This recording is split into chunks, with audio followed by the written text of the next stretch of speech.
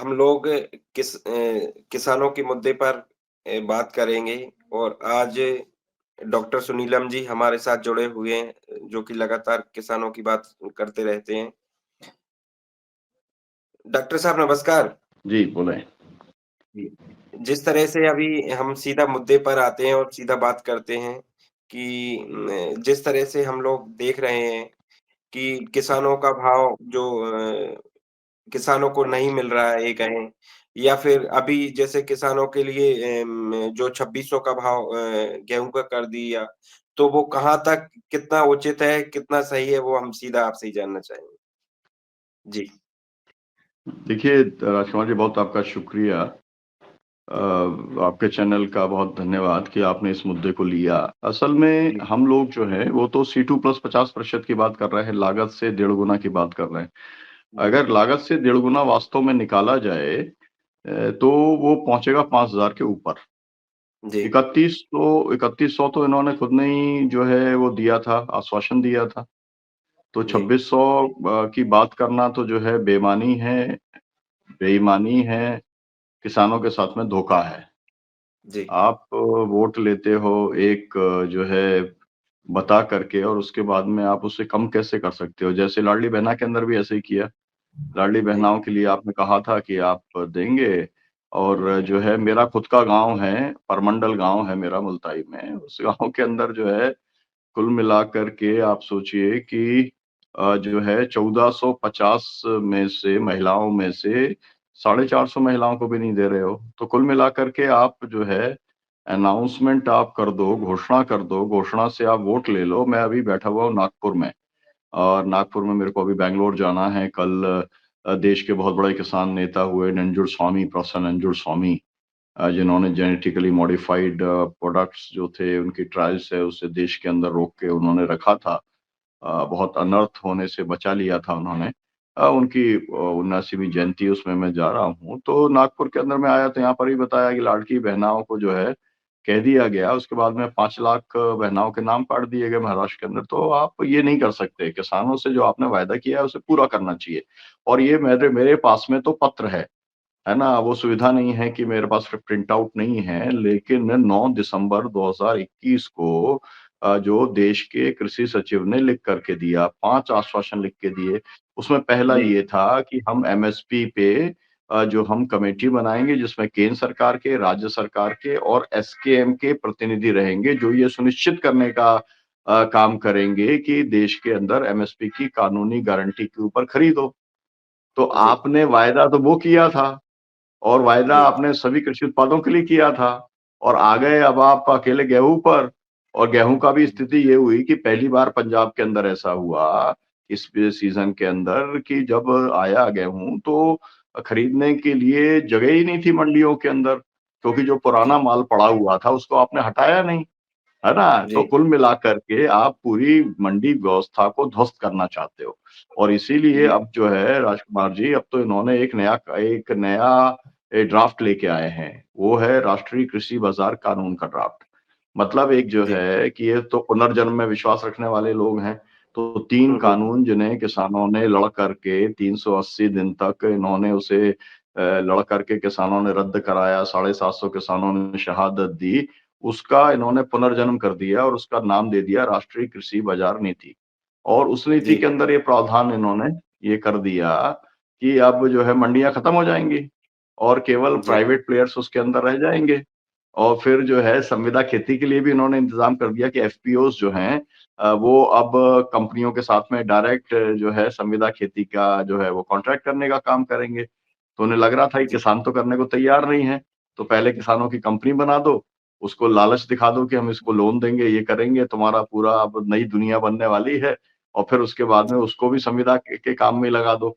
तो मतलब सीधा जो है कान ना पकड़ा करके आप इस तरीके से करना चाहते हो। तो इसीलिए मैंने जो पहले आपसे कहा कि ये जो सरकार है, इस सरकार की चाहे वो सरकार नरेंद्र मोदी जी की सरकार हो, चाहे वो मोहन यादव जी की सरकार हो, सरकार का मकसद किसान, किसानी और गाँव को खत्म करना है और जो कृषि व्यापार है, वो कृषि व्यापार कॉर्पोरेट को सौंपना है, अडानी, अंबानी को सौंपना है, ये है मोटी बात। और इसलिए 2600 का जो उन्होंने घोषणा की इसका कोई भी मतलब नहीं है। और जो है अभी तो बहुत सारी जगह तो आना भी शुरू हो गया, आवक भी शुरू हो गई है ना? और हम तो अपने गाँव के अंदर जो है मतलब हम तो उस दिन मानेंगे ना कि जिस दिन जो है 2600 रुपए के ऊपर गाँव के अंदर जो है जो लोग खरीदते हैं, साहू जी लोग खरीदते हैं या जी, गाँव में जो भी लोग जाके खरीदते हैं, उस पे खरीदना शुरू हो जाएगा। क्योंकि मंडी तो आपने जैसे मेरे यहाँ मुल्ताई की मंडी बंद कर दी, है ना? और आप वहाँ पर आप चले जाओ बैतूल की मंडी में तो 2-2 4-4 6-6 दिन की वहाँ लाइन लगी हुई है।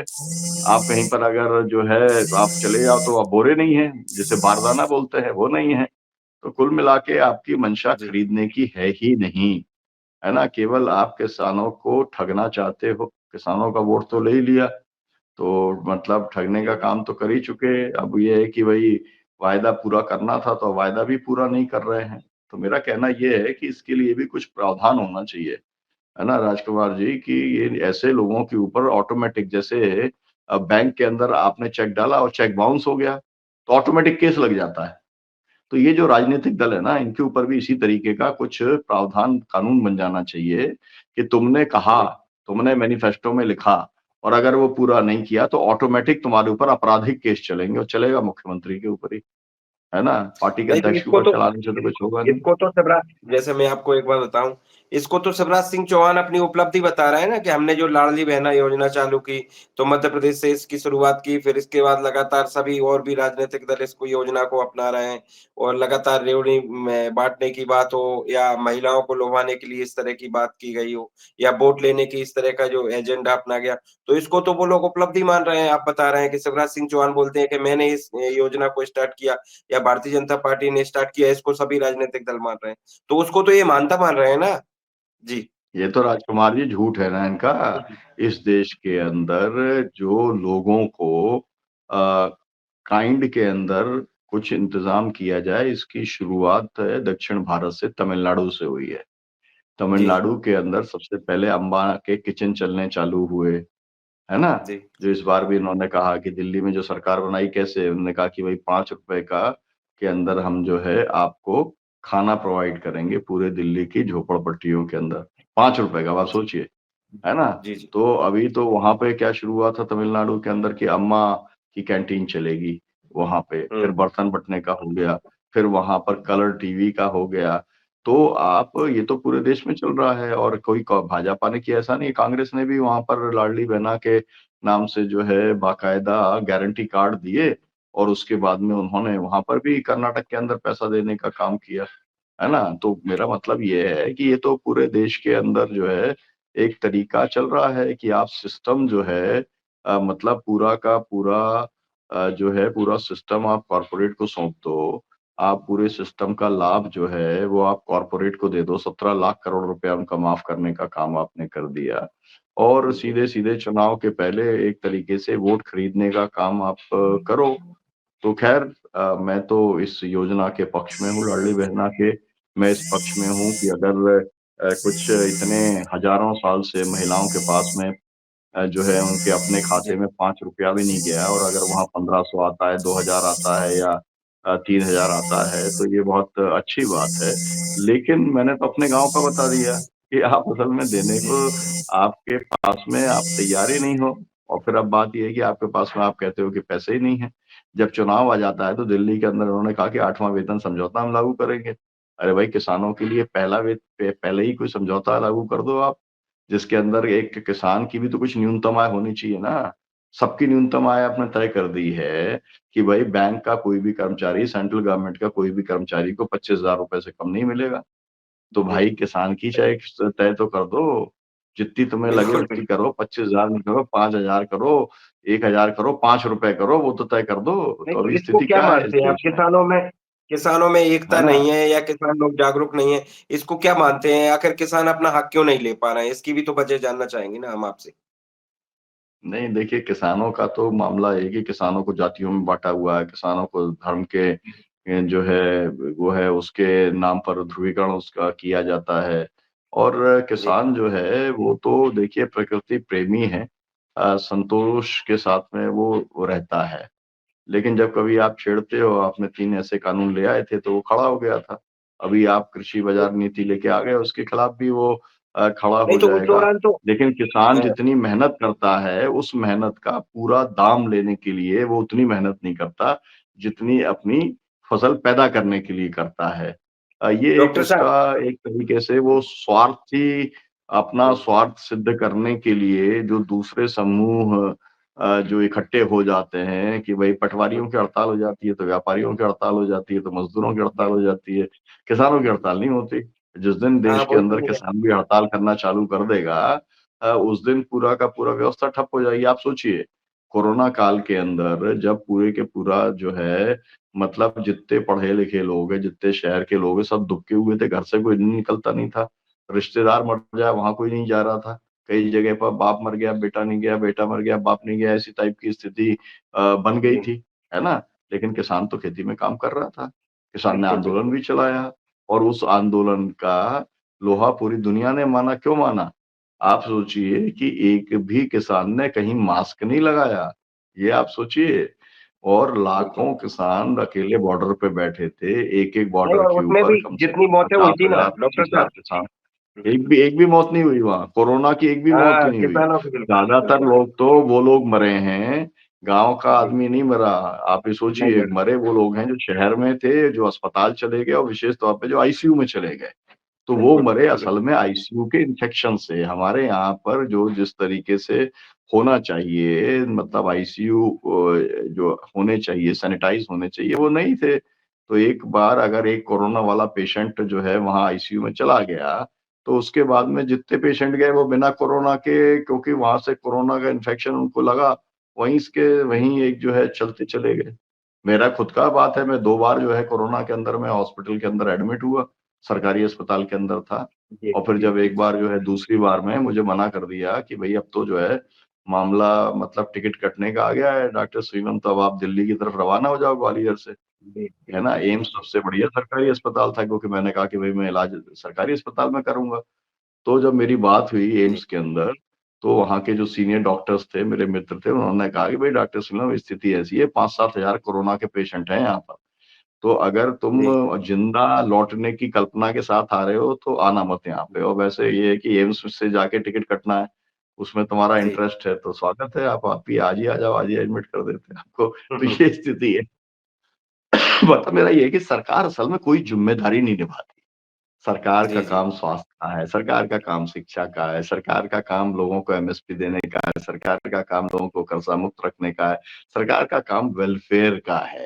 तो ये सरकार जी, तो इतनी इसे क्या कहा जाए मतलब शब्द जो है वो संसदीय शब्द मेरे पास नहीं है, नहीं तो आप सोचिए कि भारत के लोग जो है अ, ब हथकड़ी और बेड़ी लगा करके जो है आते हैं और हमारा जयशंकर मंत्री जो है वो उसको डिफेंड करता है, कि ये तो परिपाटी है। ये परिपाटी में दुनिया में किसी ने कभी देखी नहीं। आज तक जो है देखिए हमारे लोग भी जो है हम पाकिस्तान के लोगों को रिहा करते हैं। पाकिस्तान हमारे लोगों को रिहा करता है।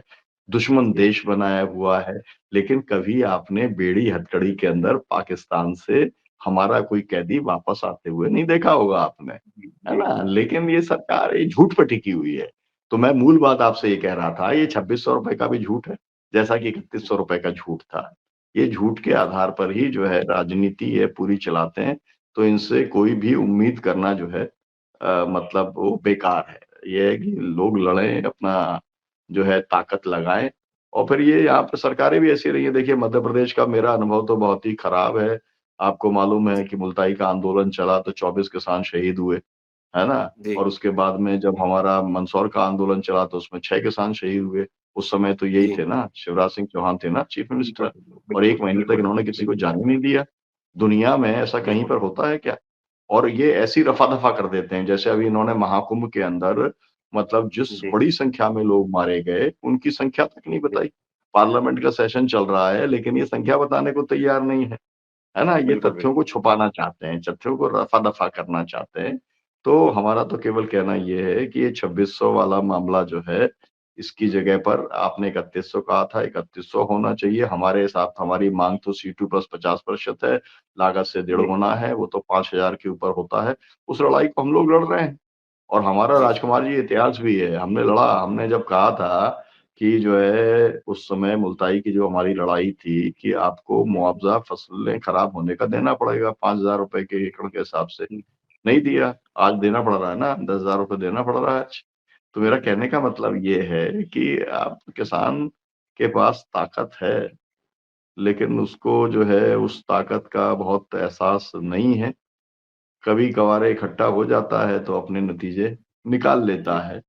जी, जी, और हमने बहुत नतीजे निकाले हैं। मैं आपको अगर अपना बताऊं, हमारे संगठन का किसान संघर्ष समिति का जिसका मैं अध्यक्ष हूँ, तो जी, हम लोगों ने जो है मतलब पहली बार जो है कर्जा मुक्ति कराई, पहली बार बिजली बिल माफी कराई, पहली बार हमने जो है तहसील जो इकाई होती थी उसकी जगह पर पटवारी हल्का इकाई कराया अनावारी तय करने का। जी, पहली बार हमने लोगों को सब्सिडाइज जो है कीटनाशक दिलाने का काम किया।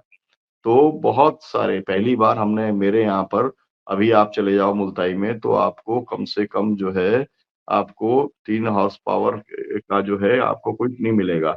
आपको 1 जी, महीने का कनेक्शन नहीं मिलेगा, जबकि मेरे यहाँ पर 1 महीने से ज़्यादा का पानी नहीं है। लेकिन मैं जी, जब जी, था 2 बार विधायक था तो मैं दिलाता था। 1 महीने का भी दिलाता था, 1 हॉर्स जी, पावर जी। का भी दिलाता था।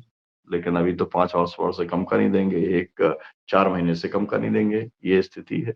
नहीं, ये अभी तो कई सारे हैं, मैं आपको बता दूँ डॉक्टर साहब कि अभी एक राघोगढ़ का मामला है कि राघोगढ़ में मैं भी ओबीसी जन कल्याण संघ का राष्ट्रीय अध्यक्ष हूँ, किसानों से लेकर के और भले ही मैं ओबीसी जन कल्याण संघ का राष्ट्रीय अध्यक्ष हूँ, लेकिन मैं सभी समाज की और किसानों की सभी की लड़ाई लड़ते हैं। जो असहाय होता है, गरीब होता है, उसकी लड़ाई लड़ते हैं। एक जातिगत लड़ाई नहीं लड़ते हैं, जबकि भारतीय जनता पार्टी कहीं न कहीं जाति के आधार पर लोगों को बाँट करके कहीं न कहीं फूट डाल करके शासन करती है, ये बात मैं मानता हूँ, स्वीकार करता हूँ। अभी क्या है एक का 8 हॉर्स पावर है ना, उसका बिल आ रहा था, जबकि उसने 5 हॉर्स पावर का कनेक्शन लिया था। तो जब उसने मुझे बताया तो मैंने कहीं न कहीं बिजली विभाग के अधिकारियों से बात करके उसका 8 हॉर्स पावर की बजाय 5 हॉर्स पावर का करवाया। तो वो व्यक्ति तो मेरे संपर्क में आ गया इसलिए उसका करवा दिया। ऐसे कितने लोग हैं कि जिनका 5 हॉर्स पावर का जो उन्होंने कनेक्शन इसमें करवाया और इसमें 8 का सबसे बिल आ रहा है। जी, जी। राजकुमार जी इसमें बड़ी बात ये है कि आपके पास में आपने मोटर खरीदी 5 हॉर्स पावर की।